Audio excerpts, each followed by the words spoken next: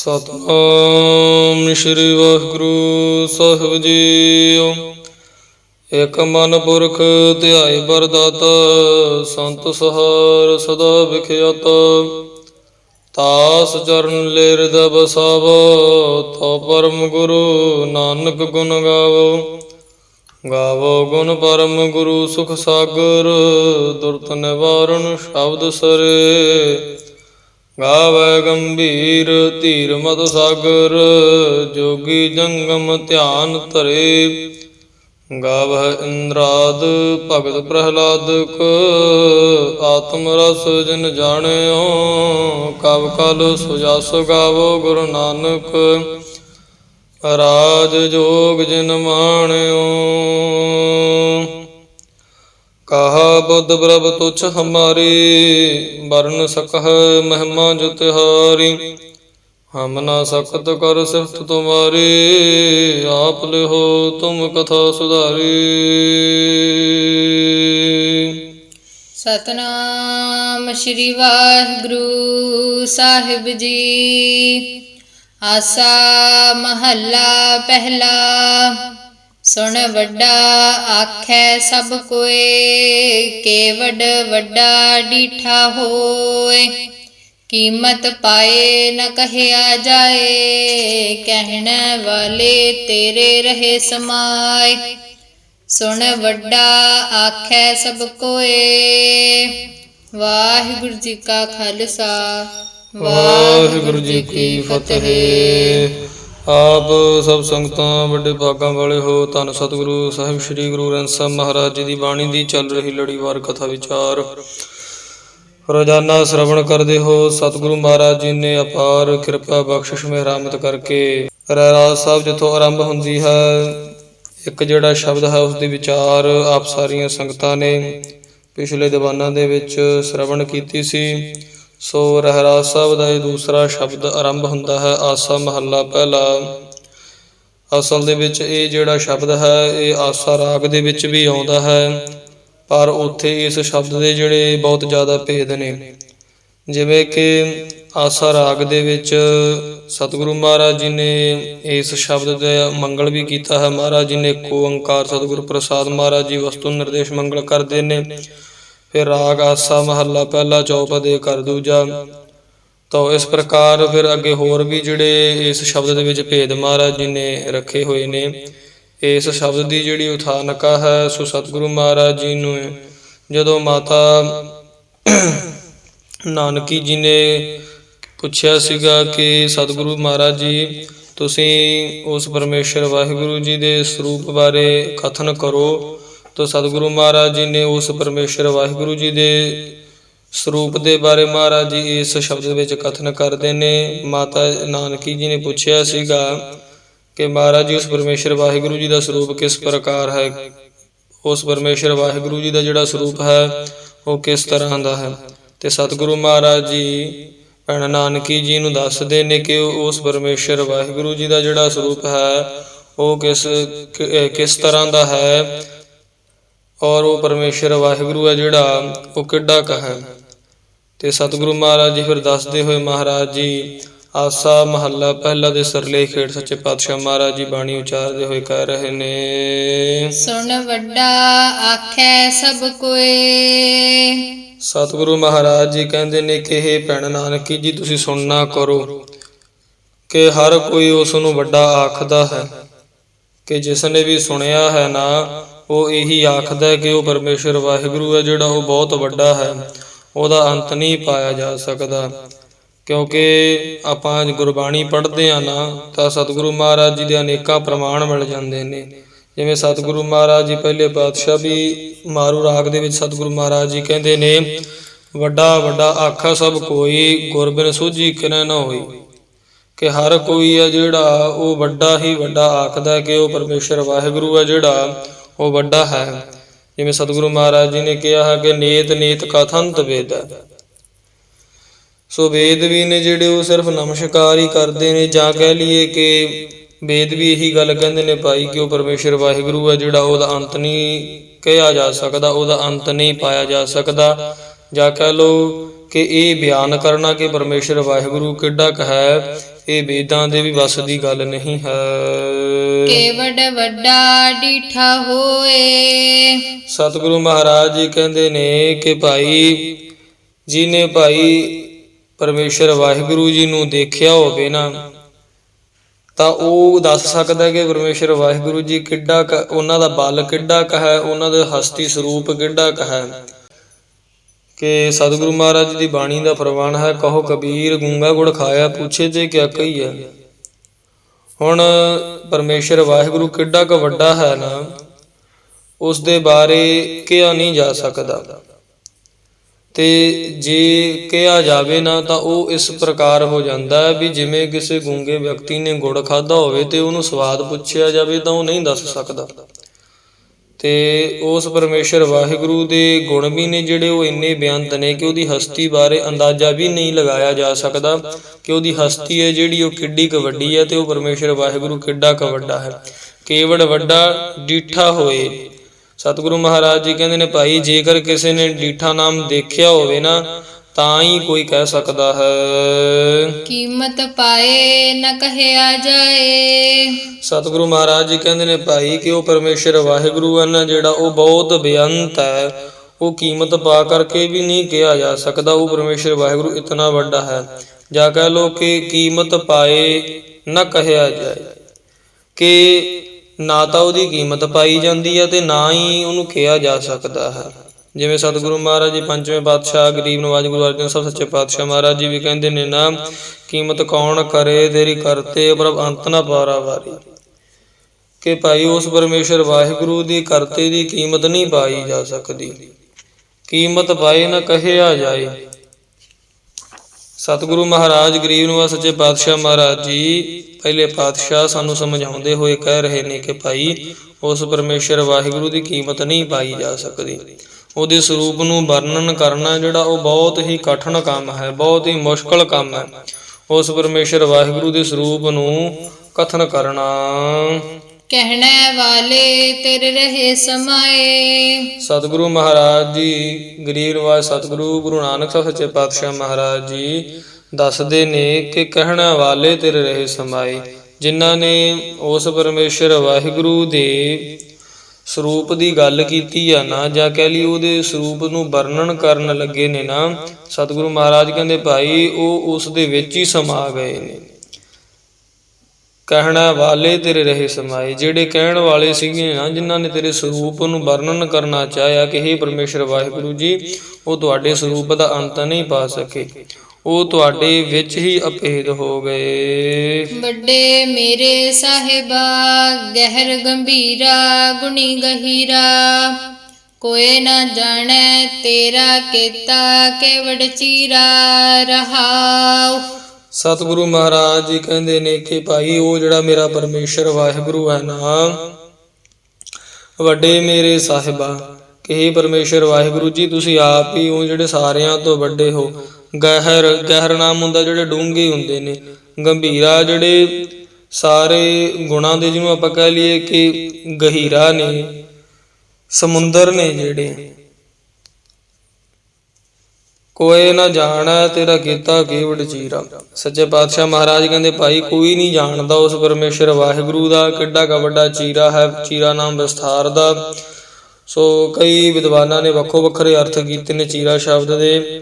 ਸੋ ਇੱਕ ਚੀਰਾ ਹੁੰਦਾ ਦਫ਼ਤਰ, ਇੱਕ ਚੀਰਾ ਜਿਹੜਾ ਚਾਲ ਚੱਲਣ ਨੂੰ ਵੀ ਕਿਹਾ ਜਾਂਦਾ, ਇੱਕ ਚੀਰਾ ਜਿਹੜੀ ਉਹ ਹੱਦ ਵੀ ਹੁੰਦੀ ਹੈ, ਤੇ ਇੱਕ ਚੀਰਾ ਜਿਹੜਾ ਉਹ ਪਟਕਾ ਦਸਤਾਰ ਨੂੰ ਵੀ ਕਿਹਾ ਜਾਂਦਾ, ਤੇ ਇੱਕ ਜਿਹੜਾ ਚੀਰਾ ਉਹ ਹੁਕਮ ਨੂੰ ਵੀ ਕਿਹਾ ਜਾਂਦਾ। ਸੋ ਵੱਖੋ ਵੱਖਰੇ ਅਰਥ ਨੇ ਇਸ ਚੀਰਾ ਲਫ਼ਜ਼ ਦੇ। ਸੋ ਪਰ ਇੱਥੇ ਪ੍ਰਕਰਨ ਦੇ ਅਨੁਸਾਰ ਜਿਹੜਾ ਇਸ ਚੀਰਾ ਸ਼ਬਦ ਦਾ ਅਰਥ ਉਹ ਵਿਸਥਾਰ ਹੀ ਬਣਦਾ ਹੈ। ਵੱਡੇ ਮੇਰੇ ਸਾਹਿਬਾ ਗਹਿਰ ਗੰਭੀਰਾ। ਸਤਿਗੁਰੂ ਮਹਾਰਾਜ ਜੀ ਉਸ ਪਰਮੇਸ਼ਰ ਵਾਹਿਗੁਰੂ ਦੇ ਸਰੂਪ ਬਾਰੇ ਮਹਾਰਾਜ ਜੀ ਦੱਸਦੇ ਨੇ ਕਿ ਹੇ ਪਰਮੇਸ਼ਰ ਵਾਹਿਗੁਰੂ ਜੀ ਤੁਸੀਂ ਬਹੁਤ ਹੀ ਵੱਡੇ ਹੋ, ਡੂੰਘੇ ਹੋ, ਬਹੁਤ ਹੀ ਨਿਰਹਲ ਹੋ, ਜਾਂ ਆਪਾਂ ਕਹਿ ਲਈਏ ਕਿ ਗੁਣਾਂ ਦੇ ਸਮੁੰਦਰ ਹੋ, ਕਿ ਤੁਹਾਡਾ ਕੋਈ ਵੀ ਹੈ ਜਿਹੜਾ ਉਹ ਲੇਖਾ ਜੋਖਾ ਨਹੀਂ ਮਹਾਰਾਜ ਜੀ ਕਰ ਸਕਦਾ। ਤੁਸੀਂ ਬਹੁਤ ਜ਼ਿਆਦਾ ਵੱਡੇ ਹੋ ਤੇ ਤੁਹਾਡਾ ਜਿਹੜਾ ਵਿਸਥਾਰ ਹੈ ਨਾ, ਤੁਹਾਡੇ ਜਿਹੜੇ ਕੀਤੇ ਹੋਏ ਕਰਮ ਨੇ ਉਹਨਾਂ ਦਾ ਵਿਸਥਾਰ ਵੀ ਬਹੁਤ ਜ਼ਿਆਦਾ ਹੈ। ਕੋਈ ਵੀ ਉਸ ਵਿਸਥਾਰ ਨੂੰ ਨਹੀਂ ਜਾਣ ਸਕਦਾ। ਸੋ ਸਤਿਗੁਰੂ ਮਹਾਰਾਜ ਜੀ ਕਹਿੰਦੇ ਨੇ ਕੋਈ ਨਾ ਜਾਣਾ ਤੇਰਾ ਕੀਤਾ ਕੇਵੜ ਚੀਰ। ਤੁਹਾਡੇ ਕੀਤੇ ਹੋਏ ਲੇਖੇ ਜੋਖੇ ਨੂੰ, ਤੁਹਾਡੇ ਕੀਤੇ ਹੋਏ ਵਿਸਥਾਰ ਨੂੰ ਕੋਈ ਨਹੀਂ ਜਾਣ ਸਕਦਾ। ਸਤਿਗੁਰੂ ਮਹਾਰਾਜ ਜੀ ਅੱਗੇ ਰਹਾਓ ਵਿਸ਼ਰਾਮ ਦੇ ਕਰਕੇ ਮਹਾਰਾਜ ਜੀ ਬਾਣੀ ਉਚਾਰਦੇ ਨੇ। ਸਭ ਸੁਰਤੀ ਮਿਲ ਸੁਰਤ ਕਮਾਈ।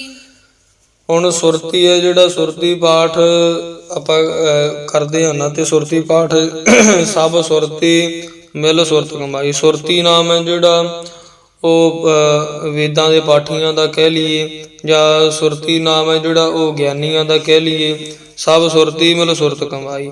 ਇੱਕ ਸੁਰਤੀ ਹੈ ਜਿਹੜੀ ਉਹ ਬਿਰਤੀ ਆ ਗਈ ਕਿ ਸਾਰੇ ਵੇਦਾਂ ਦੇ ਪਾਠੀਆਂ ਨੇ ਜਾਂ ਬ੍ਰਹਮ ਗਿਆਨੀਆਂ ਨੇ ਇਕੱਠੇ ਹੋ ਕਰਕੇ ਸੁਰਤ ਨਾਮ ਬਿਰਤੀ ਲਗਾਈ ਹੈ, ਕਮਾਈ ਭਾਵ ਕੇ ਲਗਾਈ ਹੈ।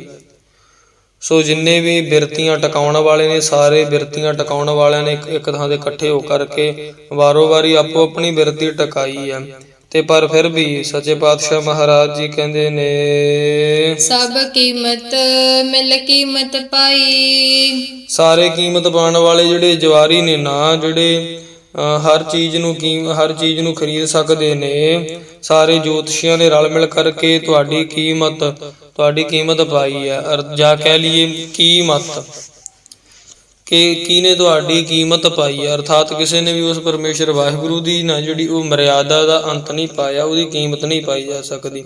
ਸੋ ਦੂਜਾ ਜਿਹੜਾ ਅਰਥ ਬਣਦਾ ਸਭ ਸੁਰਤੀ ਮਿਲ ਸੁਰਤ ਕਮਾਈ, ਕਿ ਸਾਰੇ ਜਿਹੜੇ ਅਭਿਆਸੀ ਨੇ ਨਾ, ਉਹਨਾਂ ਨੇ ਵਾਰ-ਵਾਰ ਸੁਰਤ ਦੀ ਕਮਾਈ ਕੀਤੀ ਹੈ, ਪਰ ਫਿਰ ਵੀ ਕੰਮ ਆਈ ਭਾਵ ਕੇ ਕੰਮ ਹੀ ਆਈ ਭਾਵ ਉਹਨਾਂ ਨੂੰ ਕਿ ਨਿਆਉਣ ਆਈ ਹੈ। ਸੋ ਸੱਚੇ ਪਾਤਸ਼ਾਹ ਮਹਾਰਾਜ ਜੀ ਦੀ ਬਾਣੀ ਦਾ ਹੀ ਦੂਸਰਾ ਅਰਥ ਹੈ ਸਭ ਕੀਮਤ ਮਿਲ ਕੀਮਤ ਪਾਈ, ਕਿ ਸਭ ਕੀਮਤ ਪਾਉਣ ਵਾਲੇ ਨੇ ਨਾ ਜਿਹੜੇ, ਉਹਨਾਂ ਨੇ ਰਲ ਮਿਲ ਕਰਕੇ ਤੁਹਾਡੀ ਜਿਹੜੀ ਉਹ ਭੈ ਦੇ ਵਿੱਚ ਰਹਿ ਕਰਕੇ ਤੁਹਾਡੇ ਗੁਣਗਾਨ ਕਰਨ ਕਰਕੇ ਹੀ ਜਿਹੜੀ ਕੀਮਤ ਪਾਈ ਹੈ, ਨਹੀਂ ਉਹ ਤੁਹਾਡੀ ਕੀਮਤ ਨਹੀਂ ਪਾਈ ਜਾ ਸਕਦੀ। ਗਿਆਨੀ ਧਿਆਨੀ ਗੁਰ ਗੁਰ ਹਾਈ, ਕਹਿਣ ਨਾ ਜਾਈ ਤੇਰੀ ਤਿਲ ਵਡਿਆਈ। ਜਿਤਨੇ ਵੀ ਗਿਆਨੀ ਧਿਆਨੀ ਨੇ ਨਾ, ਗਿਆਨੀ ਧਿਆਨੀ ਗੁਰ ਗੁਰ ਹਾਈ। ਹੁਣ ਜਿਹੜੇ ਗਿਆਨੀ ਧਿਆਨੀ ਪਾਸੋਂ ਜਾਂ ਆਪਾਂ ਕਹਿ ਲਈਏ ਕਿ ਜਿਹੜੇ ਗੁਰ ਨਾਮ ਹੈ ਜਿਹੜਾ ਗੁਰੂ ਦਾ, ਤੇ ਗੁਰ ਹਾਈ ਭਾਵ ਕਿ ਜਿਹੜੇ ਵੱਡੇ ਗੁਰੂ ਦੇ ਦਾਦਾ ਗੁਰੂ ਜੀ ਨੇ। ਸੋ ਇਸ ਪ੍ਰਕਾਰ ਵੀ ਇਹਦਾ ਅਰਥ ਬਣਦਾ ਹੈ।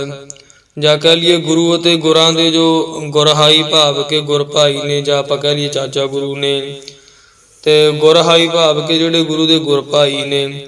ਇਹਨਾਂ ਸੱਚੇ ਪਾਤਸ਼ਾਹ ਮਹਾਰਾਜ ਜੀ ਕਹਿੰਦੇ ਨੇ ਕਹਿਣ ਨਾ ਜਾਈ ਤੇਰੀ ਦਿਲ ਵਡਿਆਈ। ਇਹਨਾਂ ਸਾਰਿਆਂ ਪਾਸੋਂ ਤੁਹਾਡੀ ਦਿਲ ਜਿੰਨੀ ਵੀ ਵਡਿਆਈ ਕਹੀ ਨਹੀਂ ਜਾਂਦੀ। ਜਾਂ ਕਹਿ ਲਈਏ ਕਿ ਇਹਨਾਂ ਸਾਰਿਆਂ ਤੋਂ ਕਿਸੇ ਤੋਂ ਵੀ ਤੁਹਾਡੀ ਵਡਿਆਈ ਹੈ ਜਿਹੜੀ ਉਹ ਸੰਪੂਰਨ ਤੌਰ 'ਤੇ ਕਥਨ ਨਹੀਂ ਕੀਤੀ ਗਈ, ਸੰਪੂਰਨ ਤੌਰ ਦੇ ਉੱਤੇ ਤੁਹਾਡੇ ਬਾਰੇ ਕਥਨ ਨਹੀਂ ਕੀਤਾ ਜਾਂਦਾ। ਭੈਣ ਨਾਨਕੀ ਜੀ ਨੂੰ ਦੱਸਦੇ ਨੇ ਕਿ ਉਹਨਾਂ ਦਾ ਸਰੂਪ ਹੈ ਜਿਹੜਾ ਉਹ ਕਿੰਨਾ ਕੁ ਵੱਡਾ ਹੈ, ਵਿਸ਼ਾਲ ਹੈ। ਸੋ ਇਸ ਸ਼ਬਦ ਦੀ ਉਥਾਨਕਾ ਆਪ ਜੀ ਨੇ ਪਹਿਲਾਂ ਵੀ ਸ਼ਰਵਣ ਕੀਤੀ ਹੋਈ ਹੈ। ਸੋ ਸੱਚੇ ਪਾਤਸ਼ਾਹ ਮਹਾਰਾਜ ਜੀ ਕਹਿੰਦੇ ਨੇ ਕਹਿਣ ਨਾ ਜਾਈ ਤੇਰੀ ਦਿਲ ਵਡਿਆਈ। ਕਿਸੇ ਤੋਂ ਵੀ ਤੇਰੀ ਹੈ ਜਿਹੜੀ ਉਹ ਤਿਲ ਮਾਤਰ ਵੀ ਜਿਹੜੀ ਵਡਿਆਈ ਹੈ ਨਾ, ਉਹ ਕਥਨ ਨਹੀਂ ਕੀਤੀ ਗਈ। ਕਿਸੇ ਨੇ ਵੀ ਤੁਹਾਡੀ ਤਿਲ ਜਿੰਨੀ ਵੀ ਵਡਿਆਈ ਹੈ ਜਿਹੜੀ ਉਹ ਨਹੀਂ ਕੀਤੀ ਹੈ। ਸੱਚੇ ਪਾਤਸ਼ਾਹ ਮਹਾਰਾਜ ਜੀ ਆਪਣੀ ਬਾਣੀ ਦੇ ਵਿੱਚ ਚੌਥੇ ਪਾਤਸ਼ਾਹ ਗੁਰੂ ਰਾਮਦਾਸ ਸੱਚੇ ਪਾਤਸ਼ਾਹ ਮਹਾਰਾਜ ਕਹਿੰਦੇ ਨੇ ਗੁਣੀ ਗਿਆਨੀ ਸੁਰਤ ਬਹੁ ਕੀਨੀ ਇੱਕ ਤਿਲ ਨਹੀਂ ਕੀਮਤ ਪਾਇਆ, ਕਿ ਸਾਰਿਆਂ ਨੇ ਰਲ ਮਿਲ ਕਰਕੇ ਬੈਠ ਕਰਕੇ ਬਿਰਤੀ ਲਗਾਈ ਹੈ, ਬਹੁਤ ਸਾਰੇ ਗੁਣਗਾਨ ਕੀਤੇ ਨੇ, ਪਰ ਤੁਹਾਡੀ ਇੱਕ ਤਿਲ ਜਿੰਨੀ ਵੀ ਕੀਮਤ ਨਹੀਂ ਪਾਈ, ਤੇ ਤਾਂ ਹੀ ਤੁਹਾਡੀ ਕੀਮਤ ਪਾਈ ਜਾ ਸਕਦੀ ਹੈ। ਪਰਮੇਸ਼ਰ ਵਾਹਿਗੁਰੂ ਜੀ ਕਹਿਣ ਨਾ ਜਾਈ ਤੇਰੀ ਦਿਲ ਵਡਿਆਈ, ਤੁਹਾਡੀ ਤਿਲ ਜਿੰਨੀ ਵੀ ਵਡਿਆਈ ਹੈ ਜਿਹੜੀ ਨਾ ਉਹ ਕਥਨ ਨਹੀਂ ਕੀਤੀ ਜਾ ਸਕਦੀ। ਸਭ ਸਤ ਸਭ ਤਪ ਸਭ ਚੰਗਿਆਈਆ। ਸੱਚੇ ਪਾਤਸ਼ਾਹ ਮਹਾਰਾਜ ਜੀ ਗਰੀਨਵਾਸ ਸਤਿਗੁਰੂ ਮਹਾਰਾਜ ਜੀ ਕਿਰਪਾ ਕਰਦੇ ਨੇ। ਮਾਤਾ ਜੀ ਹੁਣ ਭੈਣ ਨਾਨਕੀ ਜੀ ਨੇ ਜਿਹੜੇ ਉਹ ਸਵਾਲ ਕਰਦੇ ਨੇ ਕਿ ਸਤਿਗੁਰੂ ਜੀ ਕਿ ਜਿਹੜੇ ਉਹ ਸਤੀ ਹੁੰਦੇ ਨੇ ਨਾ, ਜਿਨ੍ਹਾਂ ਨੂੰ ਸਤ ਦੀ ਪ੍ਰਾਪਤੀ ਹੁੰਦੀ ਹੈ,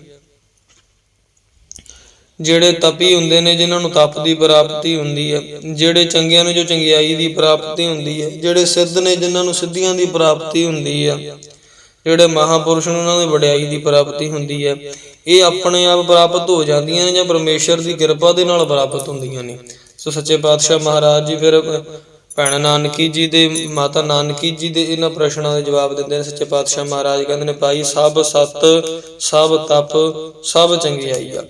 ਇਹ ਜਿੰਨੀਆਂ ਵੀ ਜਿਹੜੀਆਂ ਇਹ ਆਪਾਂ ਕਹਿ ਲਈਏ ਕਿ ਜਿਤਨੇ ਵੀ ਗੁਣ ਨੇ ਨਾ, ਜਿਹੜੇ ਸਤੀਆਂ ਕੋਲੇ ਸਤ ਦੀ ਪ੍ਰਾਪਤੀ ਹੈ, ਤਪੀਆਂ ਕੋਲੇ ਜਿਹੜੇ ਤਪ ਦੀ ਪ੍ਰਾਪਤੀ ਹੈ ਨਾ, ਚੰਗਿਆਈਆਂ ਕੋਲੇ ਜਿਹੜੀ ਚੰਗਿਆਈਆਂ ਨੇ ਨਾ, ਜਿਨ੍ਹਾਂ ਕੋਲੇ ਸਿੱਧਾਂ ਕੋਲੇ ਜਿਹੜੀਆਂ ਸਿੱਧੀਆਂ ਨੇ, ਰਿੱਧੀਆਂ ਨੇ, ਮਹਾਂਪੁਰਸ਼ਾਂ ਕੋਲੇ ਜਿਹੜੀਆਂ ਵਡਿਆਈਆਂ ਨੇ, ਸੋ ਇਹ ਸਾਰੀਆਂ ਨੇ ਜਿਹੜੀਆਂ ਪਰਮੇਸ਼ਰ ਵਾਹਿਗੁਰੂ ਦੀ ਕਿਰਪਾ ਦੇ ਨਾਲ ਹੀ ਪ੍ਰਾਪਤ ਹੁੰਦੀਆਂ ਨੇ।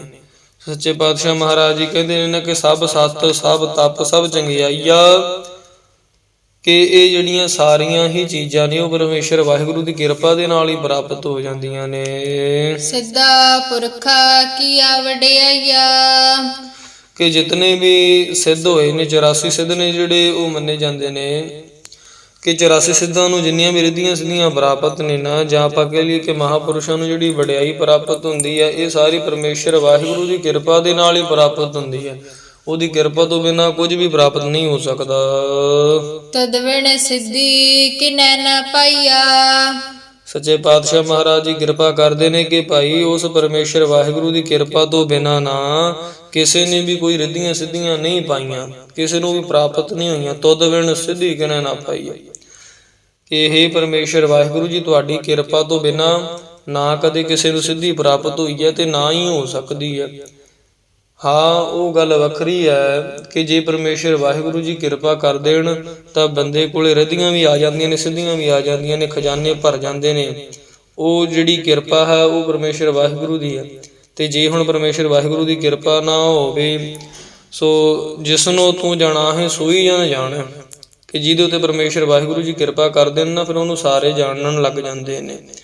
ਸੋ ਸੱਚੇ ਪਾਤਸ਼ਾਹ ਮਹਾਰਾਜ ਕਹਿੰਦੇ ਨੇ, ਭਾਈ ਤੁਧ ਬਿਨ ਸਿੱਧੀ ਕਿਨੈ ਨਾ ਪਾਈ, ਤੁਹਾਡੀ ਕਿਰਪਾ ਤੋਂ ਬਿਨਾਂ ਕਿਸੇ ਨੇ ਵੀ ਕਿਸੇ ਪ੍ਰਕਾਰ ਦੀ ਕੋਈ ਸਿੱਧੀ ਰਿੱਧੀ ਪ੍ਰਾਪਤ ਨਹੀਂ ਕੀਤੀ ਹੈ। ਕਰਮ ਮਿਲੈ ਨਾਹੀ ਠਾਕ ਰਹਾਈਆ, ਸੱਚੇ ਪਾਤਸ਼ਾਹ ਮਹਾਰਾਜ ਜੀ ਕਿਰਪਾ ਕਰਦੇ ਨੇ ਕਿ ਕਰਮ ਮਿਲੈ, ਕਰਮ ਨਾਮ ਕਿਰਪਾ ਦਾ, ਕਿ ਜੇ ਪਰਮੇਸ਼ਰ ਵਾਹਿਗੁਰੂ ਜੀ ਦੀ ਕਿਰਪਾ ਮਿਲ ਜਾਏ, ਨਾਹੀ ਠਾਕ ਰਹਾਈਆ। ਤੇ ਫਿਰ ਕਹਿੰਦੇ ਰਸਤੇ ਦੇ ਵਿੱਚ ਠਾਕ ਨਾਮ ਹੈ ਜਿਹੜਾ, ਉਹ ਠਾਕੀਆਂ ਭਾਵ ਕੇ ਰੋਕੀਆਂ ਨਹੀਂ ਰੁਕਦੀਆਂ, ਭਾਵ ਕਿ ਜਦੋਂ ਪਰਮੇਸ਼ਰ ਵਾਹਿਗੁਰੂ ਜੀ ਦੀ ਕਿਰਪਾ ਹੋ ਜਾਵੇ ਨਾ, ਤੇ ਕਹਿੰਦੇ ਫਿਰ ਰਸਤੇ ਦੇ ਵਿੱਚ ਰੁਕਾਵਟਾਂ ਨੇ ਜਿਹੜੀਆਂ, ਉਹ ਕਿਸੇ ਪ੍ਰਕਾਰ ਕਰਕੇ ਵੀ ਨਹੀਂ ਆ ਸਕਦੀਆਂ, ਕਿਸੇ ਪ੍ਰਕਾਰ ਕਰਕੇ ਵੀ ਕੋਈ ਰੁਕਾਵਟ ਨਹੀਂ ਖੜੀ ਹੋ ਸਕਦੀ। ਸੋ ਜੇ ਪਰਮੇਸ਼ਰ ਵਾਹਿਗੁਰੂ ਜੀ ਦੀ ਕਰਮ ਭਾਵ ਕੇ ਕਿਰਪਾ ਹੋ ਜਾਏ ਨਾ, ਜੇ ਕਿਰਪਾ ਨਾ ਮਿਲੇ, ਕਰਮ ਮਿਲੈ ਨਾਹੀ, ਕਰਮ ਭਾਵ ਕੇ ਕਿਰਪਾ ਜੇ ਨਾ ਮਿਲੇ ਤਾਂ ਠਾਕ ਰਹਾਈਆ, ਭਾਵ ਕੇ ਫਿਰ ਰਿੱਧੀਆਂ ਸਿੱਧੀਆਂ ਨਹੀਂ ਮਿਲਦੀਆਂ, ਫਿਰ ਰਸਤੇ ਦੇ ਵਿੱਚ ਰੁਕਾਵਟਾਂ ਪੈਦਾ ਹੁੰਦੀਆਂ ਨੇ। ਸੋ ਜੇ ਪਰਮੇਸ਼ਰ ਵਾਹਿਗੁਰੂ ਜੀ ਮਿਲ ਜਾਣ, ਕਰਮ ਮਿਲੇ, ਜੇ ਕਿਰਪਾ ਮਿਲ ਜਾਵੇ, ਨਾ ਹੀ ਠਾਕ ਰਹਾਈਆ। ਸੋ ਕਰਮ ਮਿਲੇ, ਕਰਮ ਭਾਵ ਕੇ ਜੇ ਕਿਰਪਾ ਮਿਲ ਜਾਏ ਨਾ, ਫਿਰ ਕਿਸੇ ਪ੍ਰਕਾਰ ਕਰਕੇ ਵੀ ਕਹਿੰਦੇ ਰੁਕਾਵਟਾਂ ਨੇ ਜਿਹੜੀਆਂ ਉਹ ਨਹੀਂ ਪੈਦਾ ਹੁੰਦੀਆਂ। ਸੋ ਕਰਮ ਦੀ ਕਿਰਪਾ ਦੀ ਬਹੁਤ ਵੱਡੀ ਅਹਿਮੀਅਤ ਹੁੰਦੀ ਹੈ। ਆਪਾਂ ਇਸ ਦੇ ਉੱਤੇ ਥੋੜਾ ਜਿਹਾ ਵਿਚਾਰ ਕਰੀਏ, ਕਰਮ ਦੀ ਕਿਰਪਾ ਦੀ ਕੀ ਮਹਾਨਤਾ ਹੈ, ਕਰਮ ਦੀ ਕਿਰਪਾ ਦੀ ਕੀ ਬਖਸ਼ਿਸ਼ ਹੈ। ਕਹਿ ਲਈਏ ਗੁਰੂ ਦੀ ਬਖਸ਼ਿਸ਼ ਹੋਣ ਕਰਕੇ ਬਹੁਤ ਵੱਡਾ ਜਿਹੜਾ ਲਾਭ ਪ੍ਰਾਪਤ ਹੁੰਦਾ। ਜੇ ਗੁਰੂ ਦੀ ਕਰਮ ਨਹੀਂ ਨਾ ਸਾਡੇ ਤੇ ਹੈ, ਗੁਰੂ ਦੀ ਕਿਰਪਾ ਦ੍ਰਿਸ਼ਟੀ ਨਹੀਂ ਹੈ ਨਾ, ਤੇ ਫਿਰ ਸਾਰੇ ਕੰਮ ਨੇ ਜਿਹੜੇ ਉਹ ਰੁਕ ਜਾਂਦੇ ਨੇ। ਜਿਵੇਂ ਰਾਮ ਰਾਏ ਜੀ ਨੂੰ ਨਾ ਗੁਰਤਾ ਗੱਦੀ ਮਿਲਣੀ ਸੀਗੀ, ਪਰ ਉਹ ਸਤਿਗੁਰੂ ਮਹਾਰਾਜ ਜੀ ਦੀ ਕਿਰਪਾ, ਜਾਂ ਆਪਾਂ ਕਹਿ ਲਈਏ ਕਿ ਮਹਾਰਾਜ ਜੀ ਦੀ ਕਿਰਪਾ ਨਹੀਂ ਪ੍ਰਾਪਤ ਕਰ ਸਕੇ, ਮਹਾਰਾਜ ਜੀ ਦੀ ਬਖਸ਼ਿਸ਼ ਨਹੀਂ ਪ੍ਰਾਪਤ ਕਰ ਸਕੇ, ਤਾਂ ਕਰਕੇ ਰਾਮ ਰਾਏ ਜੀ ਨੂੰ ਗੁਰਤਾ ਗੱਦੀ ਨਹੀਂ ਸੀ ਪ੍ਰਾਪਤ ਹੋਈ। ਸੋ ਹੁਣ ਰਾਮ ਰਾਏ ਜੀ ਨੇ ਜਿਹੜੇ ਔਰੰਗਜ਼ੇਬ ਨੇ ਚਿੱਠੀ ਲਿਖੀ ਕਿ ਮੈਨੂੰ ਨਾ ਸਤਵੇਂ ਪਾਤਸ਼ਾਹ ਗੁਰੂ ਹਰਿਰਾਏ ਸਾਹਿਬ ਆਪ ਆ ਕਰਕੇ ਦਰਸ਼ਨ ਦੇਣ, ਆ ਕਰਕੇ ਸਾਨੂੰ ਮਿਲਣ। ਜਿਸ ਤਰ੍ਹਾਂ ਗੁਰਪ੍ਰਤਾਪ ਸੂਰਜ ਪ੍ਰਕਾਸ਼ ਦੇ ਵਿੱਚ ਕਵੀ ਭਾਈ ਸੰਤੋਖ ਸਿੰਘ ਜੀ ਲਿਖਦੇ ਨੇ ਕਿ ਮੋਕੋ ਅਜਮਤ ਆਜ ਦਿਖਾਵੋ, ਮੰਗ ਖੁਦਾਏ ਕਾ ਬਾਪ ਸੁਣਾਵੋ, ਇਤਿਆਦਿ ਲਿਖ ਕਰ ਪਰਵਾਨਾ, ਬਿਨਾਂ ਸਹਿਤ ਅਰਨਿਜ ਬਲ ਠਾਨਾ। ਕਿ ਇਹ ਜਿਹੜੀ ਚਿੱਠੀ ਹੈ ਨਾ, ਉਹ ਔਰੰਗਜ਼ੇਬ ਨੇ ਲਿਖ ਕਰਕੇ ਭੇਜੀ ਹੈ ਕਿ ਤੁਸੀਂ ਕਿਰਪਾ ਕਰਕੇ ਗੁਰੂ ਹਰਿਰਾਏ ਸਾਹਿਬ ਜੀ ਸਾਨੂੰ ਦਰਸ਼ਨ ਦਿਓ। ਤੇ ਪਰ ਸਤਿਗੁਰੂ ਮਹਾਰਾਜ ਗੁਰੂ ਹਰਿਰਾਏ ਸਾਹਿਬ ਨੇ ਦਰਸ਼ਨ ਦੇਣ ਤੋਂ ਮਨਾ ਕਰ ਦਿੱਤਾ ਸੀ ਕਿ ਅਸੀਂ ਭਾਈ ਇਸ ਔਰੰਗ ਬਾਦਸ਼ਾਹ ਨੂੰ ਨਾ ਦਰਸ਼ਨ ਨਹੀਂ ਦੇਣੇ, ਅਸੀਂ ਇਹਦੇ ਮੱਥੇ ਨਹੀਂ ਲੱਗਣਾ। ਸਤਿ ਪਾਤਸ਼ਾਹ ਮਹਾਰਾਜ ਨੇ ਕਿਹਾ ਸੀ ਕਿ ਨਹਿ ਮਲੇਛ ਕੋ ਦਰਸ਼ਨ ਦੇਣਾ, ਨਹਿ ਕਬ ਤੁਰਕ ਪਤੀ ਕੋ ਲੈਣਾ, ਯਾ ਤੇ ਹਮਰੋ ਹੋਏ ਨਾ ਜਾਨੋ, ਮਿਲੈ ਨਾ ਬੋਲੇ ਨਿਸ਼ਚੈ ਜਾਨੋ। ਸੱਚੇ ਪਾਤਸ਼ਾਹ ਮਹਾਰਾਜ ਨੇ ਕਿਹਾ ਸੀ ਭਾਈ ਕਿ ਅਸੀਂ ਇਹਨੂੰ ਨਹੀਂ ਮਿਲਣਾ। ਸੋ ਗਰੀਬ ਨਿਵਾਜ ਮਹਾਰਾਜ ਨੇ ਕਿਹਾ ਸੀ ਕਿ ਭਾਈ ਕੋਈ ਸਿੱਖ ਹੋਵੇ ਜਿਹੜਾ ਜਾ ਕਰਕੇ ਇਹਨੂੰ ਮਿਲੇ। ਸੋ ਵੱਡੇ ਵੱਡੇ ਜਿਹੜੇ ਸਿੱਖ ਸੀਗੇ ਨਾ, ਜਿਹੜੇ ਵਿਦਵਾਨ ਵੀ ਸੀ, ਆਲਮ ਫਾਜ਼ਲ ਵੀ, ਜਿਤਨੇ ਸਤਿਗੁਰੂ ਮਹਾਰਾਜ ਜੀ ਦੀ ਸਭਾ ਦੇ ਵਿੱਚ ਬੈਠੇ ਸੀਗੇ, ਸੋ ਸਾਰਿਆਂ ਨੇ ਵਿਚਾਰ ਕੀਤੀ ਕਿ ਜਿਹੜਾ ਔਰੰਗਜ਼ੇਬ ਬਾਦਸ਼ਾਹ ਬਹੁਤ ਹੀ ਜਿਹੜਾ ਆਪਾਂ ਕਹਿ ਲਈਏ ਖਤਰਨਾਕ ਜਿਹਾ ਬਾਦਸ਼ਾਹ ਹੈ, ਕਿ ਇਹਦੇ ਨਾਲ ਵਿਗਾੜਨੀ ਕਿਸੇ ਪ੍ਰਕਾਰ ਕਰਕੇ ਵੀ ਚੰਗੀ ਨਹੀਂ ਹੈਗੀ। ਤੇ ਬਾਕੀ ਇਹ ਆ ਵੀ ਇਹ ਬਹੁਤ ਹੰਕਾਰੀ ਬਾਦਸ਼ਾਹ, ਇਹਨੇ ਵੱਡੇ ਵੱਡੇ ਜਿਹੜੇ ਆਲਮ ਫਾਜ਼ਲ ਵਿਦਵਾਨ ਨੇ ਨਾ, ਉਹਨਾਂ ਨੂੰ ਆਪਣੀ ਹਉਮੈ ਕਰਕੇ ਹੀ ਮਾਰ ਮੁਕਾਇਆ। ਤੇ ਸਾਰੇ ਵਿਦਵਾਨਾਂ ਨੇ ਵਿਚਾਰ ਕੀਤੀ ਵੀ ਕੌਣ ਜਾਵੇ। ਹੁਣ ਸਾਰੇ ਵਿਚਾਰ ਕਰ ਰਹੇ ਨੇ ਵੀ ਕਿਹਨੂੰ ਭੇਜਿਆ ਜਾਵੇ, ਤੇ ਕਹਿੰਦੇ ਉਧਰੋਂ ਰਾਮ ਰਾਏ ਜੀ ਆ ਜਾਂਦੇ ਨੇ। ਤੇ ਰਾਮ ਰਾਏ ਜੀ ਆਉਂਦੇ ਨੇ ਜਦੋਂ ਦੀਵਾਨ ਦੇ ਵਿੱਚ, ਤੇ ਉਹ ਕਹਿੰਦੇ ਨੇ ਕਿ ਭਾਈ ਤੁਸੀਂ ਜਿੱਥੇ ਜਾਣਾ ਹੈ ਨਾ, ਉੱਥੇ ਤੁਸੀਂ ਜਾਂਦੇ ਨਹੀਂ, ਤੇ ਉਹ ਤੁਸੀਂ ਆਪਣੀ ਵਿਦਵਤਾ ਜਿਹੜੀ ਉਹ ਬਥੇਰੀ ਚੱਕੀ ਫਿਰਦੇ ਹੋ, ਤੇ ਤੁਹਾਨੂੰ ਜਾਣਾ ਚਾਹੀਦਾ। ਤੇ ਸਾਰੇ ਵਿਦਵਾਨਾਂ ਨੇ ਕਿਹਾ ਸੀਗਾ ਕਿ ਭਾਈ ਅਸੀਂ ਨਹੀਂ ਜਾ ਸਕਦੇ, ਜੇ ਤੁਸੀਂ ਜਾ ਸਕਦੇ ਹੋ ਨਾ ਤੇ ਫਿਰ ਤੁਹਾਨੂੰ ਜਾਣਾ ਚਾਹੀਦਾ। ਤੇ ਰਾਮ ਰਾਏ ਜੀ ਨੇ ਕਿਹਾ ਸੀਗਾ ਕਿ ਜੇ ਸਤਿਗੁਰੂ ਮਹਾਰਾਜ ਗੁਰੂ ਹਰਿਰਾਏ ਸਾਹਿਬ ਮੈਨੂੰ ਭੇਜਣ, ਮੈਨੂੰ ਕਰਾਮਾਤਾਂ ਸ਼ਕਤੀਆਂ ਦੇ ਕਰਕੇ ਭੇਜਣ, ਤੇ ਮੈਂ ਉੱਥੇ ਜਾ ਕਰਕੇ ਫਿਰ ਕਰਾਮਾਤਾਂ ਸ਼ਕਤੀਆਂ ਦਿਖਾਵਾਂਗਾ। ਸੋ ਸਤਿਗੁਰੂ ਮਹਾਰਾਜ ਜੀ ਦੀ ਕਿਰਪਾ ਲੈ ਕਰਕੇ, ਸਤਿਗੁਰੂ ਮਹਾਰਾਜ ਜੀ ਤੋਂ ਆਗਿਆ ਲੈ ਕਰਕੇ ਫਿਰ ਰਾਮ ਰਾਏ ਜੀ ਜਾਂਦੇ ਨੇ। ਤੇ ਗੁਰੂ ਜੀ ਨੇ ਵਰ ਦਿੱਤਾ ਸੀਗਾ ਰਾਮ ਰਾਏ ਜੀ ਨੂੰ। ਸੱਚੇ ਪਾਤਸ਼ਾਹ ਮਹਾਰਾਜ ਜੀ ਨੇ ਕਿਹਾ ਸੀਗਾ ਤਬ ਰਸਨਾ ਪਰ ਕਰ ਹੈ ਬਾਸਾ, ਜੋ ਤਿਸ ਤੇ ਹੋਏ ਬਾਗ ਪ੍ਰਕਾਸ਼ਾ, ਕਬਹੋਂ ਅਨਥਾ ਹੋਏ ਸੋ ਨਾਹੀਂ, ਸਫਲਾ ਤਤਛਿਨ ਬਾਦ ਨਾ ਜਾਹੀ। ਕਿ ਭਾਈ ਤੁਹਾਡੀ ਰਸਨਾ ਦੇ ਉੱਤੇ ਸਾਡਾ ਵਾਸਾ ਹੋਵੇਗਾ। ਤੇ ਸਤਿਗੁਰੂ ਮਹਾਰਾਜ ਜੀ ਤੋਂ ਅਨੇਕਾਂ ਹੋਰ ਬਖਸ਼ਿਸ਼ਾਂ ਲੈ ਕਰਕੇ ਰਾਮ ਰਾਏ ਜੀ ਫਿਰ ਚਲੇ ਜਾਂਦੇ ਨੇ। ਤੇ ਰਾਮ ਰਾਏ ਜੀ ਨੇ ਜਾ ਕਰਕੇ ਕਹਿੰਦੇ ਮਜਨੂ ਦੇ ਟਿੱਲੇ ਤੇ ਟਿਕਾਣਾ ਕੀਤਾ ਸੀਗਾ, ਤੇ ਡੇਰਾ ਕੀਤਾ ਉੱਥੇ ਮਜਨੂ ਦੇ ਟਿੱਲੇ ਦਿੱਲੀ ਦੇ ਵਿੱਚ ਜਾ ਕਰਕੇ ਬੈਠ ਜਾਂਦੇ ਨੇ। ਦੂਤ ਦੇ ਜਰੀਏ ਬਾਦਸ਼ਾਹ ਤੱਕ ਸੁਨੇਹਾ ਪਹੁੰਚਾਇਆ ਜਾਂਦਾ, ਔਰੰਗਜ਼ੇਬ ਤੱਕ, ਕਿ ਰਾਮ ਰਾਏ ਜੀ ਪਹੁੰਚ ਚੁੱਕੇ ਨੇ, ਕਿ ਜਿਸ ਤਰ੍ਹਾਂ ਤੁਸੀਂ ਕਿਹਾ ਸੀਗਾ ਵੀ ਆ ਕਰਕੇ ਅਜ਼ਮਤ ਦਿਖਾਓ, ਤੇ ਤੁਸੀਂ ਹੁਣ ਆ ਜਾਵੋ। ਜੇ ਕੋਈ ਪਰਖਣਾ ਚਾਹੁੰਦੇ ਹੋ, ਕੋਈ ਪਰਖਣਾ ਕਰਨੀ ਚਾਹੁੰਦੇ ਹੋ ਤਾਂ ਆ ਜਾਵੋ।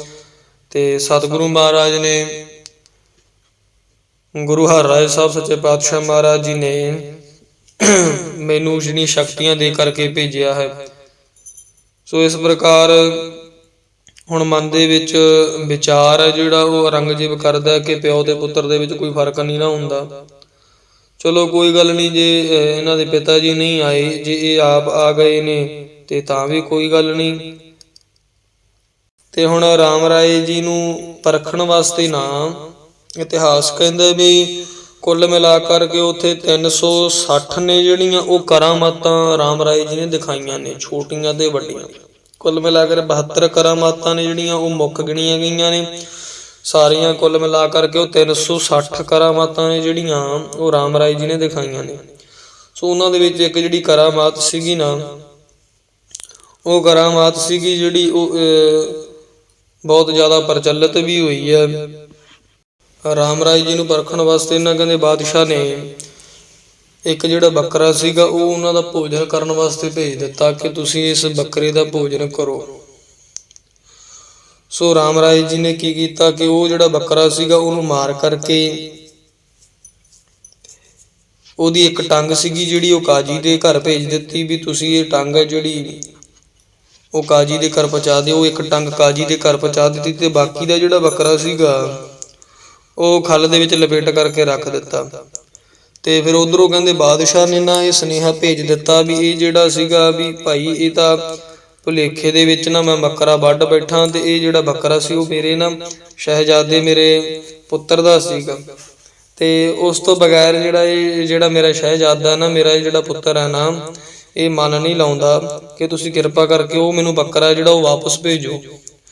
ਤੇ ਹੁਣ ਰਾਮ ਰਾਏ ਜੀ ਨੇ ਵੀ ਵਿਚਾਰਿਆ ਵੀ ਇੱਥੇ ਹੁਣ ਕਰਾਮਾਤ ਦਿਖਾਉਣੀ ਪੈਣੀ ਹੈ। ਸੋ ਰਾਮ ਰਾਏ ਜੀ ਨੇ ਫਿਰ ਉੱਥੇ ਸਤਿਗੁਰੂ ਮਹਾਰਾਜ ਜੀ ਦੀ ਕਿਰਪਾ ਦੇ ਨਾਲ ਅਜ਼ਮਤ ਦਿਖਾਈ ਵੀ ਉਹ ਜਿਹੜਾ ਬੱਕਰਾ ਸੀਗਾ ਕਹਿੰਦੇ ਵੀ 3 ਟੰਗਾਂ ਤੇ ਖੜਾ ਕਰ ਦਿੱਤਾ। 3 ਟੰਗਾਂ ਦੇ ਉੱਤੇ ਸਤਿਗੁਰੂ ਮਹਾਰਾਜ ਜੀ ਦੀ ਕਿਰਪਾ ਦੇ ਸਦਕਾ ਉਹ ਬੱਕਰੇ ਨੂੰ 3 ਟੰਗਾਂ ਦੇ ਉੱਤੇ ਹੀ ਤੋੜ ਦਿੱਤਾ। ਤੇ ਨਾਲ ਹੀ ਸੁਨੇਹਾ ਦੇ ਦਿੱਤਾ ਵੀ ਇੱਕ ਟੰਗ ਹੈ ਜਿਹੜੀ ਉਹ ਕਾਜੀ ਦੇ ਘਰੇ ਪਈ ਹੈ।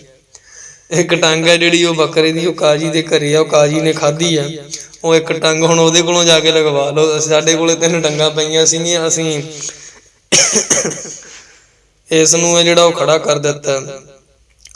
ਸੋ ਫਿਰ ਕੀ ਹੁੰਦਾ, ਜਦੋਂ ਦੀਵਾਨ ਦੇ ਵਿੱਚ ਜਾਂਦੇ ਨੇ, ਹੁਣ ਕਾਜੀ ਨੂੰ ਕਿਹਾ ਵੀ ਭਾਈ ਤੂੰ ਇੱਕ ਟੰਗ ਉਹਦੀ ਰੱਖੀ ਸੀਗੀ ਬੱਕਰੇ ਦੀ, ਤੇ ਤੂੰ ਹੁਣ ਟੰਗ ਜੋੜ। ਕਾਜੀ ਨੇ ਕਹਿੰਦੇ ਬੜੀਆਂ ਕਲਮਾਂ ਪੜ੍ਹੀਆਂ, ਬੜਾ ਜ਼ੋਰ ਲਾਇਆ, ਪਰ ਬੜੇ ਜਿਹੜੇ ਮਲਾਣੇ ਸੀ ਉਹਨਾਂ ਨੂੰ ਕਿਹਾ ਵੀ ਭਾਈ ਤੁਸੀਂ ਕਿਰਪਾ ਕਰੋ, ਕੋਈ ਇਹ ਜਿਹੜੀ ਟੰਗ ਕਿਸੇ ਪ੍ਰਕਾਰ ਜੋੜੋ। ਉਹ ਕਹਿੰਦੇ ਕੋਈ ਵੀ ਉਸ ਦੇ ਵਿੱਚ ਸਫਲ ਨਾ ਹੋ ਸਕਿਆ, ਕਾਜੀ ਕੋਲ ਉਹ ਟੰਗ ਨਾ ਲੱਗੀ ਤੇ ਉਹ ਬੜਾ ਸ਼ਰਮਿੰਦਾ ਹੋਇਆ। ਤੇ ਫਿਰ ਕਹਿੰਦੇ ਔਰੰਗਜ਼ੇਬ ਜਿਹੜਾ ਬਾਦਸ਼ਾਹ ਸੀ ਉਹਨੇ ਕਿਹਾ ਕਿ ਭਾਈ ਤੁਹਾਡੇ ਗੁਰੂ ਨਾਨਕ ਸਾਹਿਬ ਮਹਾਰਾਜ ਜੀ ਨੇ ਇਹ ਗੱਲ ਕਹੀ ਹੈ ਕਿ ਮਿੱਟੀ ਮੁਸਲਮਾਨ ਕੀ ਪੇੜਾ ਪਈ, ਘੁਮਿਆਰ ਕੜ ਭਾਂਡੇ ਇੱਟਾਂ ਕੀ ਹੈ, ਜਲਦੀ ਕਰੇ ਪੁਕਾਰ, ਜਲ ਜਲ ਜਲ ਰੋਵਾ ਬੱਪੜੀ, ਚੜ ਚੜ ਪਵੇ ਅੰਗਿਆਰ। ਸੋ ਜਦੋਂ ਇਹ ਵਚਨ ਸੁਣੇ ਨਾ, ਤੇ ਕਹਿੰਦੇ ਫਿਰ ਰਾਮ ਰਾਏ ਜੀ ਨੇ ਜਿਹੜੇ ਉਹ ਔਰੰਗਜ਼ੇਬ ਦਾ ਆਪਾਂ ਜਿਵੇਂ ਕਹਿ ਦਈਏ ਕਿ ਲਿਹਾਜ਼ ਕਰ ਗਏ, ਤੇ ਉਹਨਾਂ ਨੇ ਫਿਰ ਗੁਰਬਾਣੀ ਦੀ ਤੁਕ ਬਦਲ ਦਿੱਤੀ ਸੀ ਕਿ ਮਿੱਟੀ ਮੁਸਲਮਾਨ ਕੀ ਨਹੀਂ, ਮਿੱਟੀ ਬੇਈਮਾਨ ਕੀ ਹੋਣਾ ਚਾਹੀਦਾ ਹੈ ਇੱਥੇ। ਸੋ ਜੇਕਰ ਹੁਣ ਰਾਮ ਰਾਏ ਜੀ ਚਾਹੁੰਦੇ ਤਾਂ, ਕਿਉਂਕਿ ਸਤਿਗੁਰੂ ਮਹਾਰਾਜ ਜੀ ਦੇ ਬਚਨ ਸੀਗੇ ਕਿ ਭਾਈ ਜਿਹੜਾ ਕੁਝ ਤੁਸੀਂ ਆਪਣੇ ਮੁਖ ਦੇ ਵਿੱਚ ਉਚਾਰੋਗੇ, ਜਿਹੜੀ ਕੋਈ ਕਰਾਮਾਤ ਦਿਖਾਵੋਗੇ ਉਹ ਪੂਰੀ ਹੋ ਜਾਵੇਗੀ। ਤੇ ਜੇਕਰ ਰਾਮ ਰਾਏ ਜੀ ਚਾਹੁੰਦੇ ਨਾ, ਤੇ ਉਸ ਸਮੇਂ ਉਹ ਕਹਿੰਦੇ ਵੀ ਜਿਹੜੀਆਂ ਕਬਰਾਂ ਦੀਆਂ ਮੜੀਆਂ ਤੋਂ ਬਣੀਆਂ ਹੋਈਆਂ ਇੱਟਾਂ ਸੀਗੀਆਂ, ਜਿਹੜੀ ਉਹ ਮਿੱਟੀ ਨੂੰ ਲਿਜਾ ਕਰਕੇ ਘੁਮਿਆਰ ਨੇ ਭਾਂਡੇ ਬਣਾਏ, ਇੱਟਾਂ ਬਣਾਈਆਂ। ਜੇ ਉਹ ਚਾਹੁੰਦੇ ਰਾਮ ਰਾਏ ਜੀ ਵੀ ਇਹ ਇੱਟਾਂ ਬੋਲਣ, ਦੱਸਣ ਵੀ ਅਸੀਂ ਕਿਸ ਪ੍ਰਕਾਰ ਇੱਥੇ ਆਈਆਂ, ਵੀ ਅਸੀਂ ਕਬਰਾਂ ਦੀਆਂ ਮਿੱਟੀ ਹਾਂ, ਜਾਂ ਵੀ ਸਾਡਾ ਜਿਹੜਾ ਇੱਟਾਂ ਦੇ ਸਾਨੂੰ ਕਿਵੇਂ ਤਬਦੀਲ ਕੀਤਾ ਗਿਆ, ਤੇ ਜੇਕਰ ਉਹ ਚਾਹੁੰਦੇ ਉਹ ਬੁਲਾ ਸਕਦੇ ਸੀਗੇ, ਪਰ ਕਹਿੰਦੇ ਉਹ ਔਰੰਗਜ਼ੇਬ ਬਾਦਸ਼ਾਹ ਦਾ ਲਿਹਾਜ਼ ਕਰ ਜਾਂਦੇ ਨੇ। ਸੋ ਇਹ ਜਿਹੜਾ ਸਾਰਾ ਜਿਹੜਾ ਵਰਤਾਂਤ ਵਾਪਰਿਆ ਨਾ, ਉਹ ਸਤਿਗੁਰੂ ਮਹਾਰਾਜ ਜੀ ਦੀ, ਗਰੀਬ ਨਵਾਜ ਮਹਾਰਾਜ ਜੀ ਦੀ ਬਾਣੀ ਦੀ ਤੁਕ ਨੂੰ ਬਦਲਣ ਕਰਕੇ ਉਹ ਰਾਮ ਰਾਏ ਜੀ ਨੇ ਜਿਹੜੇ ਉਹ ਗੁਰਤਾ ਗੱਦੀ ਤੇ ਨਹੀਂ ਬਿਰਾਜ ਸਕੇ, ਗੁਰਤਾ ਗੱਦੀ ਤੋਂ ਖਾਰਜ ਹੋ ਗਏ, ਉਹਨਾਂ ਨੂੰ ਫਿਰ ਗੱਦੀ ਨਹੀਂ ਸੀ ਮਿਲੀ। ਸੋ ਇਹ ਜਿਹੜਾ ਸਾਰਾ ਦ੍ਰਿਸ਼ਟਾਂਤ ਹੈ ਨਾ ਜਿਹੜਾ, ਇਹ ਸਤਿਗੁਰੂ ਮਹਾਰਾਜ ਜੀ ਦੀ ਬਖਸ਼ਿਸ਼ ਦਾ ਹੈ। ਆਪਾਂ ਜਿਹੜੀ ਵਿਚਾਰ ਕਰ ਰਹੇ ਸੀਗੇ ਕਰਮ ਮਿਲਿਆ, ਜੇ ਸਤਿਗੁਰੂ ਮਹਾਰਾਜ ਜੀ ਦੀ ਬਖਸ਼ਿਸ਼ ਮਿਲ ਜਾਵੇ ਨਾ, ਫਿਰ ਕਹਿੰਦੇ ਕਿਸੇ ਪ੍ਰਕਾਰ ਦੀਆਂ ਠਾਕ ਰਹਾਈਆਂ, ਫਿਰ ਭਾਵ ਕਿ ਉੱਥੇ ਉਹਦੇ ਵਿੱਚ ਰੁਕਾਵਟਾਂ ਨਹੀਂ ਪੈਦਾ ਹੁੰਦੀਆਂ, ਰੁਕਾਵਟਾਂ ਪੈਦਾ ਨਹੀਂ ਹੋਈਆਂ। ਜਿਤਨਾ ਸਮਾਂ ਰਾਮ ਰਾਏ ਜੀ ਨੇ ਜਿਹੜੇ ਉਹ ਸਤਿਗੁਰੂ ਮਹਾਰਾਜ ਜੀ ਦੇ ਹੁਕਮ ਦੇ ਵਿੱਚ ਚੱਲੇ ਨੇ, ਸਤਿਗੁਰੂ ਮਹਾਰਾਜ ਜੀ ਨੇ ਇਹ ਆਗਿਆ ਕੀਤੀ ਸੀ ਨਾ ਕਿ ਭਾਈ ਤੁਹਾਡੀ ਜ਼ੁਬਾਨ ਦੇ ਵਿੱਚ, ਜੀਭਾ ਦੇ ਉੱਤੇ ਜਿਹੜਾ ਕੋਈ ਤੁਸੀਂ ਵਚਨ ਬੋਲੋਗੇ ਨਾ, ਉਹ ਵਚਨ ਪੂਰਾ ਹੋਊਗਾ, ਜਿਹੜੀ ਤੁਸੀਂ ਕੋਈ ਕਰਾਮਾਤ ਦਿਖਾਓਗੇ ਉਹ ਪੂਰੀ ਹੋਵੇਗੀ। ਸੋ ਸੱਚੇ ਪਾਤਸ਼ਾਹ ਮਹਾਰਾਜ ਜੀ, ਗਰੀਬ ਨਵਾਜ ਮਹਾਰਾਜ ਜੀ ਨੇ ਕਿਰਪਾ ਕੀਤੀ। ਉਹ ਸਾਰੀਆਂ ਜਦੋਂ 360 ਕਰਾਮਾਤਾਂ ਦਾ ਜ਼ਿਕਰ ਇਤਿਹਾਸ ਕਰਦਾ, ਤੇ ਸਤਿਗੁਰੂ ਮਹਾਰਾਜ ਜੀ ਦੇ ਬਚਨਾਂ ਸਦਕਾ ਇੰਨੀਆਂ ਕਰਾਮਾਤਾਂ ਰਾਮ ਰਾਏ ਜੀ ਨੇ ਦਿਖਾਈਆਂ, ਉਹ ਜਿਹੜੀ ਸਾਰੀ ਗੁਰੂ ਦੀ ਕਿਰਪਾ ਸੀਗੀ। ਸੋ ਸੱਚੇ ਪਾਤਸ਼ਾਹ ਮਹਾਰਾਜ ਜੀ ਅੱਗੇ ਬਾਣੀ ਉਚਾਰਦੇ ਹੋਏ ਕਹਿ ਰਹੇ ਨੇ, ਆਖਣ ਵਾਲਾ ਕਿਆ ਵਿਚਾਰਾ, ਸਿਫਤੀ ਭਰੇ ਤੇਰੇ ਭੰਡਾਰਾ। ਸੱਚੇ ਪਾਤਸ਼ਾਹ ਮਹਾਰਾਜ ਕਹਿੰਦੇ ਨੇ ਭਾਈ ਆਖਣ ਵਾਲਾ ਕਿਆ ਵਿਚਾਰਾ, ਕਿ ਭਾਈ ਕੋਈ ਜੀਵ ਹੈ ਨਾ ਜਿਹੜਾ ਉਹ ਕਿਵੇਂ ਆਖ ਸਕਦਾ ਹੈ, ਜਾਂ ਆਪਾਂ ਕਹਿ ਦਈਏ ਕਿ ਕਹਿਣ ਵਾਲਾ ਨੇ ਜਿਹੜਾ ਉਹ ਵਿਚਾਰਾ ਕੀ ਕਹਿ ਸਕਦਾ ਹੈ। ਸਿਫਤੀ ਭਰੇ ਤੇਰੇ ਭੰਡਾਰਾ, ਇਹ ਪਰਮੇਸ਼ਰ ਵਾਹਿਗੁਰੂ ਜੀ ਤੁਹਾਡੇ ਤਾਂ ਸਿਫਤਾਂ ਦੇ ਭੰਡਾਰੇ ਭਰੇ ਪਏ ਨੇ। ਵੇਦ ਸ਼ਾਸਤਰ ਨੇ ਜਿਹੜੇ ਤੁਹਾਡੀ ਮਹਿਮਾ ਕਥਨ ਕਰਦੇ ਨੇ, ਜਿਤਨੇ ਸੰਤ ਮਹਾਤਮਾ ਨੇ ਉਹ ਤੁਹਾਡੀ ਮਹਿਮਾ ਕਥਨ ਕਰਦੇ ਨੇ, ਸਤ ਸੰਗ ਦੇ ਵਿੱਚ ਤੁਹਾਡੀ ਮਹਿਮਾ ਕਥਨ ਹੁੰਦੀ ਹੈ, ਵੱਡੇ ਵੱਡੇ ਦੀਵਾਨਾਂ ਦੇ ਵਿੱਚ ਤੁਹਾਡੀ ਮਹਿਮਾ ਕਥਨ ਹੁੰਦੀ ਹੈ। ਹਰੇਕ ਨਾਮ ਅਭਿਆਸੀ ਹੈ ਜਿਹੜਾ ਉਹ ਤੁਹਾਡੀ ਮਹਿਮਾ ਕਥਨ ਕਰਦਾ ਹੈ। ਨਾਮ ਜਪਣ ਵਾਲਾ ਤੁਹਾਨੂੰ ਬਿਆੰਤ ਬਿਆੰਤ ਕਹਿ ਕਰਕੇ ਧਿਆਉਂਦਾ ਹੈ। ਸੋ ਸੱਚੇ ਪਾਤਸ਼ਾਹ ਮਹਾਰਾਜ ਕਹਿੰਦੇ ਭਾਈ ਆਖਣ ਵਾਲਾ ਕਿਆ ਵਿਚਾਰਾ, ਇਹ ਜਿਹੜਾ ਜੀਵ ਹੈ ਨਾ ਇਹ ਵਿਚਾਰਾ ਕੀ ਕਹਿ ਸਕਦਾ ਹੈ। ਇਹ ਜੀਵ ਦੇ ਹੱਥ ਵੱਸ ਕੁਝ ਨਹੀਂ ਹੈ। ਸਿਫਤੀ ਭਰੇ ਤੇਰੇ ਭੰਡਾਰਾ, ਕਿ ਤੁਹਾਡੇ ਭੰਡਾਰੇ ਨੇ ਨਾ ਜਿਹੜੇ ਉਹ ਸਿਫਤੀ ਦੇ ਨਾਲ ਭਰੇ ਹੋਏ ਨੇ। ਜਿਸ ਤੂੰ ਦੇਹ ਤਿਸੈ ਕਿਆ ਚਾਰਾ, ਨਾਨਕ ਸੱਚ ਸਵਾਰਨ ਹਾਰਾ। ਗਰੀਬ ਨਵਾਜ ਸਤਿਗੁਰੂ ਮਹਾਰਾਜ ਕਹਿੰਦੇ ਨੇ ਭਾਈ ਹੇ ਵਾਹਿਗੁਰੂ ਜੀਓ, ਜਿਸ ਪਰ ਤੁਸੀਂ ਕਿਰਪਾ ਕਰਦੇ ਹੋ, ਜਿਸ ਪਰ ਤੁਸੀਂ ਕਿਰਪਾ ਕਰਦੇ ਹੋ, ਤੇ ਉਸ ਮਨੁੱਖ ਨੂੰ ਨਾ ਸਾਰੇ ਜਿਹੜੇ ਪਦਾਰਥ ਨੇ ਨਾ ਉਹ ਮਿਲ ਜਾਂਦੇ ਨੇ। ਉਹਨੂੰ ਸਾਰੇ ਪਦਾਰਥ ਮਿਲ ਜਾਂਦੇ ਨੇ। ਜਿਸ ਤੋਂ ਦੇਹ ਤਿਸੈ ਕੈ ਚਾਰਾ, ਜਿਹਨੂੰ ਤੁਸੀਂ ਸਾਰਾ ਕੁਝ ਦੇ ਦਿੱਤਾ ਨਾ, ਫਿਰ ਉਹਦੇ ਉੱਤੇ ਕਿਸੇ ਪ੍ਰਕਾਰ ਵੀ ਕਿਸੇ ਦਾ ਕੋਈ ਚਾਰਾ ਭਾਵ ਕੇ ਜ਼ੋਰ ਨਹੀਂ ਚੱਲ ਸਕਦਾ, ਕੋਈ ਕਿੰਤੂ ਪਰੰਤੂ ਨਹੀਂ ਚੱਲ ਸਕਦਾ।